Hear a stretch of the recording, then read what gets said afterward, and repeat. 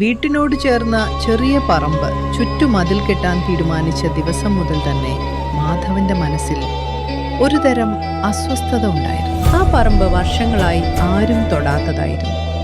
പുല്ലും കാട്ടുവള്ളികളും നിറഞ്ഞ നിശബ്ദത നിറഞ്ഞ ഒരിടം. ആദ്യ ദിവസം കുഴിയെടുക്കുമ്പോൾ എല്ലാം സാധാരണമായിരുന്നു. രണ്ടാം ദിവസം ഉഴപ്പോടെ കുഴിയെടുക്കുന്നതിനിടെ കുന്തളം മണ്ണിനുള്ളിൽ കിടക്കുന്ന എന്തോ കഠിനമായ വസ്തുവിൽ തട്ടി. അവൻ വിയർപ്പ് തുടച്ചു, വീണ്ടും കുഴിച്ചു. മണ്ണ് മാറ്റിയപ്പോൾ തെളിഞ്ഞത് ഒരു മനുഷ്യന്റെ കൈയല്ല,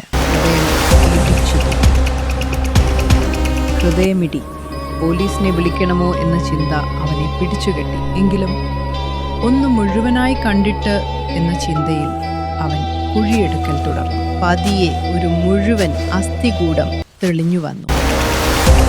അതേതായിരുന്നു. അസ്ഥികൂടത്തിന്റെ കൈവിരലിൽ ഒരു വള, അത് ഒരു മോതിരം.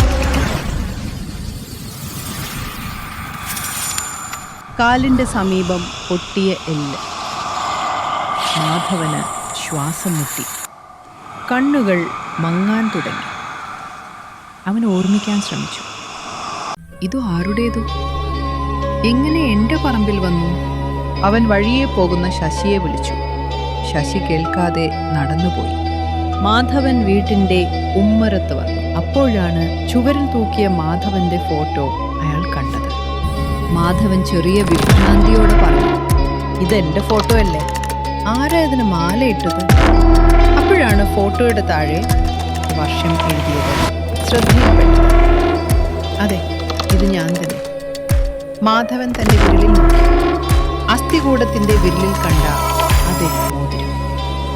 അപ്പോൾ അവൻ മനസ്സിലാക്കി, മതിൽ കെട്ടാൻ തീരുമാനിച്ചതിനു മുൻപ് ഒരു രാത്രി ഈ വീടും ഈ പറമ്പും ഈ കുഴിയും അവൻ വർഷങ്ങൾക്ക് മുൻപ് ഇവിടെ തന്നെ മരിച്ചിരുന്നു.